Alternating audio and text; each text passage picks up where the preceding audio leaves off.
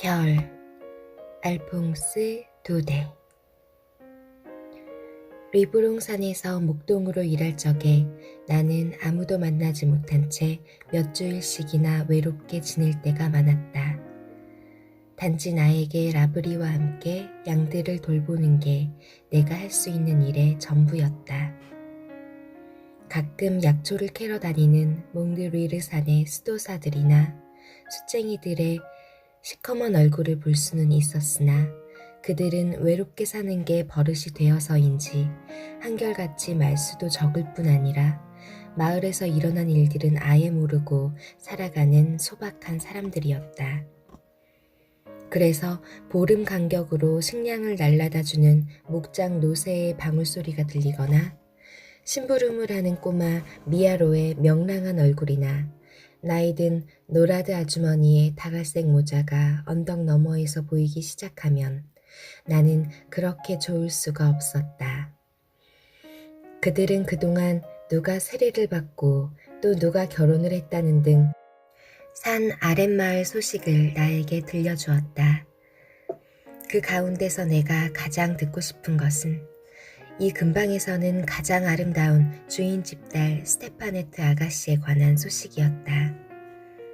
나는 일부러 흥미가 없는 채 하면서 아가씨가 그동안 어느 잔칫집을 자주 다녔는지 또는 젊은이들이 얼마나 아가씨를 많이 찾아왔었는지에 대해서 물어보곤 하였다.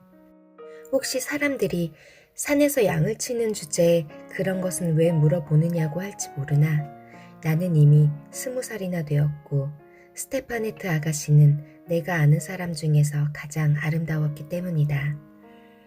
어느 일요일, 그날도 나는 식량을 기다리고 있었는데 웬일인지 시간이 꽤 늦었는데도 일행이 나타나지 않았다. 오전에는 아마도 미사 때문에 늦어지겠지 생각하고 있었지만 오후가 되자 갑자기 소나기가 내려 어쩌면 비 때문에 오지 못할지도 모른다는 생각이 들기도 했다. 마침내 하늘이 활짝 개자 물기를 머금은 나뭇잎들은 더욱 푸르고 산과 물은 맑은 햇빛을 받아 눈부시게 반짝였다. 나뭇잎에 고여있던 물방울들이 똑똑 떨어지고 그 사이 불어난 물소리가 골짜기로부터 시원스럽게 들려올 때였다. 아래쪽에서 부활절 미사의 종소리만큼이나 명랑하고 경쾌한 노새의 방울소리가 들려왔다. 식량을 실은 노새가 나타난 것이었다. 그런데 나는 깜짝 놀라고 말았다. 노새를 몰고 온 사람은 꼬마 미아로도 아니고 노라드 아주머니도 아니었기 때문이다. 놀랍게도 그건 바로 스테파네트 아가씨였다. 맑은 산공기와 소나기로 한층 더 싱그러워진 산 모습 때문에 볼이 발글에 달아오른 아가씨는 노새 등에 똑바로 앉아 흔들리며 올라오고 있었다. 노새에서 내린 스테파네트 아가씨는 꼬마 미아로는 아파서 누워있고 노라드 아주머니는 휴가를 받아 아이들이 기다리는 집으로 갔기 때문에 자신이 직접 왔노라고 했다. 그러면서 오는 도중에 길을 잘못 들어 늦어진 것이라고 했다.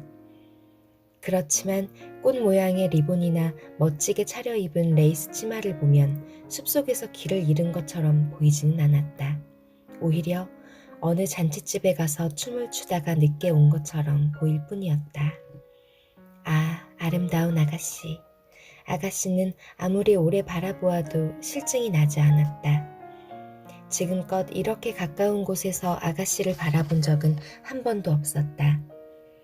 겨울이 되면 양떼들을 몰고 들로 내려가 농장에서 저녁을 먹곤 했지만 그럴 때마다 아가씨는 화려한 옷차림과 약간은 으스대는 얼굴로 하인들에게는 한마디도 하지 않고 지나가곤 했다.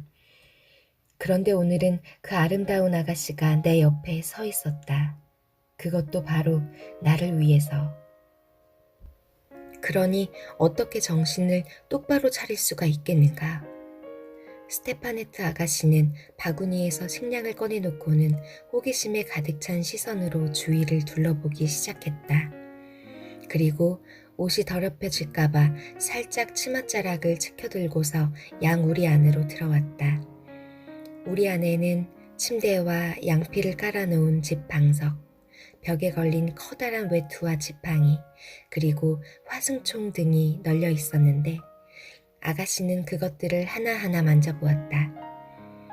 하찮은 것들인데도 아가씨에게는 신기하고 흥미로운 듯했다. 여기서 사는 거야? 가엾기도 해라. 이런 데서 혼자 살면 얼마나 쓸쓸할까. 뭘 하고 지내지? 날마다 무슨 생각을 해? 그야 아가씨 생각을 하죠. 나는 이렇게 대답하고 싶었다. 그러나 그것은 생각일 뿐 입 밖으로 말이 되어 나오지는 않았다. 아가씨는 발갛게 달아오른 내 얼굴을 보고 재미있다는 듯 짓궂은 질문을 계속했다. 아마도 예쁜 애인이 종종 만나러 오는 모양이지? 그건 틀림없이 황금빛이 나는 양이거나 산봉우리를 뛰어다니는 에스테르 요정일 거야. 그렇게 말하면서 머리를 뒤로 젖히고 예쁘게 웃는 모습이 마치 꿈처럼 잠깐 나타났다가 금세 가버리는 에스테르 요정 같았다. 잘 있어, 목동. 안녕히 가세요, 스테파네트 아가씨. 아가씨는 빈 바구니를 챙겨 비탈길을 내려갔다.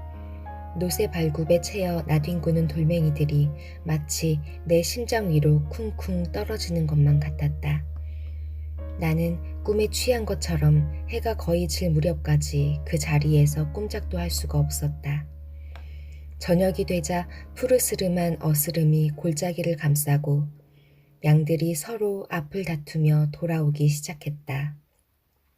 그때 아래쪽에서 누군가 부르는 소리가 나더니 뜻밖에도 아가씨의 모습이 나타났다. 밝고 명랑하던 모습은 온데간데 없고 온몸이 흠뻑 젖은 채 추위와 두려움으로 오들오들 떨고 있었다. 아가씨는 소나기로 불어난 산 아래 소르그 강을 건너려다가 그만 물에 빠져 큰일 날 뻔했다고 했다. 이미 날이 어두워지기 시작했으므로 농장으로 돌아갈 수는 없었다.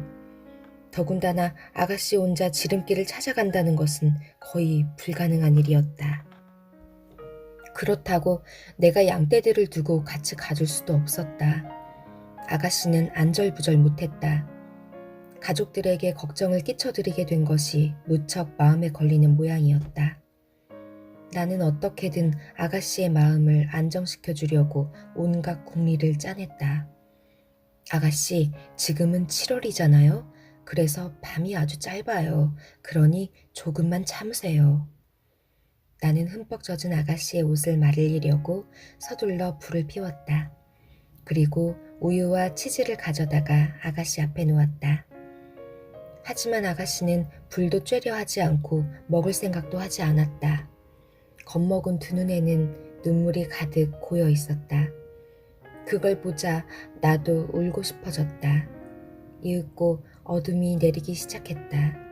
산등성이 위에 황금빛 놀이 조금 남아있을 뿐이었다.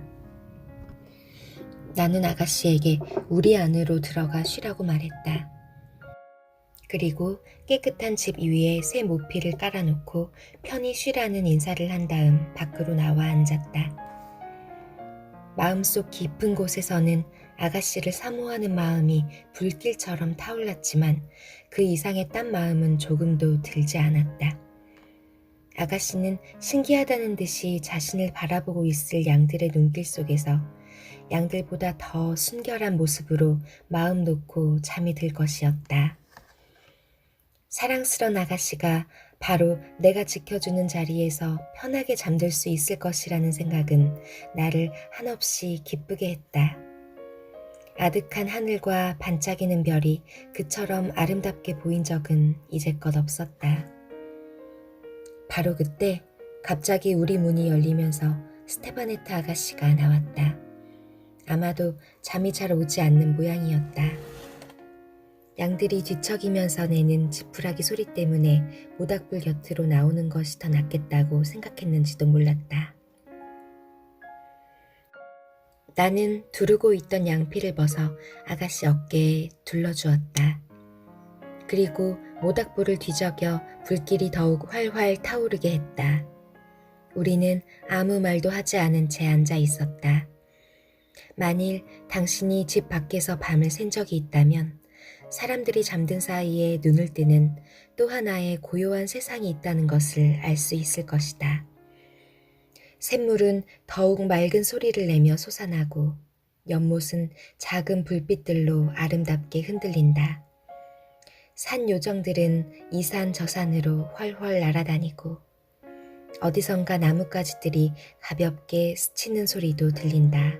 마치 나뭇가지가 자라나고 작은 풀잎들이 돋아나는 소리이듯이. 낮은 살아 움직이는 것들의 세상이지만 밤은 움직이지 못하는 사물들의 세상이다. 그런 것에 익숙하지 않은 사람들은 밤을 두려워한다. 그래서인지 아가씨는 작은 소리만 들려와도 두려워 몸을 떨며 내게 바싹 붙어 안곤 했다.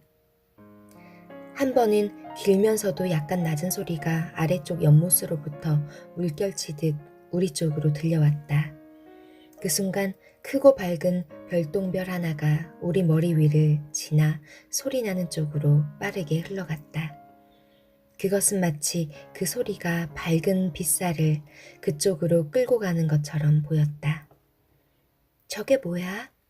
스테파네트 아가씨가 낮은 목소리로 물었다. 하늘나라로 가는 영혼이랍니다.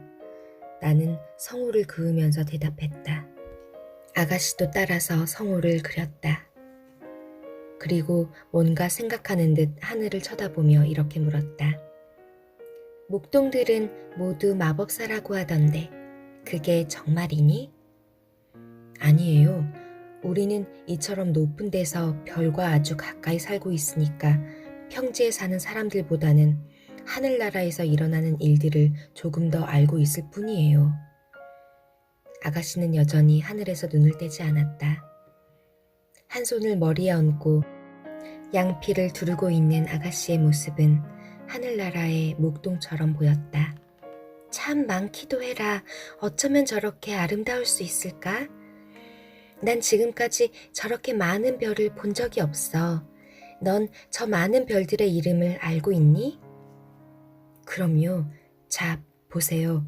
우리 머리 위에 있는 별이 성 야곱의 길 은하수라는 별이에요. 저 별은 프랑스에서 에스파냐까지 뻗어 있죠. 사르마뉴 대제가 사라센과 전쟁을 할 때 갈리스의 성 야곱이 가르쳐준 길이래요. 저쪽에 있는 별은 영혼의 수레 큰 곰자리인데요. 바퀴 4개가 반짝이고 있죠. 바로 그 앞에 3마리의 짐승이 있고요. 그 3번째 별 맞은편에 있는 작은 별은 마부라는 별이에요. 그 둘레에 빗줄기처럼 떨어지는 별들이 보이시나요? 그건 하느님께서 곁에 두고 싶어 하지 않는 영혼들이래요. 그 아래에 있는 별이 쇠스랑인데요. 오리온이라고도 불러요. 저 별은 우리 목동들의 시계와 같아요. 지금은 자정이 지났다고 알려주고 있네요. 그 아래쪽에 빛나고 있는 별이 장드밀랑이죠.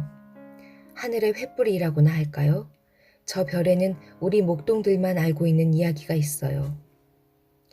어느 날 장드밀랑이 사망성과 북두칠성과 함께 친구별의 결혼식에 초대를 받았대요. 성질이 급한 북두칠성은 맨 먼저 길을 나서 위쪽 길로 갔대요. 저기 보세요. 하늘 한복판에 있는 별이 바로 그 별이에요. 사망성은 좀 늦게 그 아래쪽으로 가로질러 가서 북두칠성을 따라잡았지요. 그런데 게으름뱅이 장드밀랑은 그만 늦잠을 자버린 거예요. 뒤에 처진 장드밀랑, 시리우스는 앞서간 2 별을 멈추게 하려고 지팡이를 던져버렸대요. 그래서 사망성을 장드밀랑의 지팡이라고도 부른답니다. 그렇지만 누가 뭐래도 가장 뛰어난 별은 바로 우리 목동의 별이에요. 양떼를 몰고 나가는 이른 새벽이나 양떼를 몰고 돌아오는 저녁 되면 언제나 우리 머리 위에서 아름답게 빛나고 있죠. 우리는 그 별을 마글론이라고도 부른답니다. 아름다운 마글론은 7년마다 한 번씩 피에르 드 프로방스, 토성으로 가서 결혼을 한답니다. 뭐라고? 별들도 결혼을 한다는 말이니? 그럼요, 아가씨.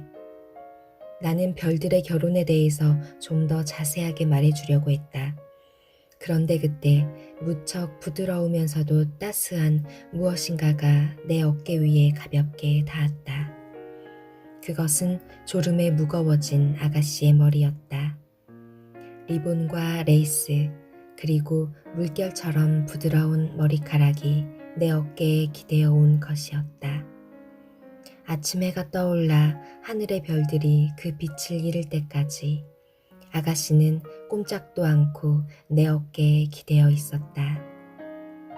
나는 두근거림이 없지는 않았지만 거룩한 밤의 보살핌으로 잠들어 있는 아가씨를 아름다운 생각만으로 지켜보았던 것이다.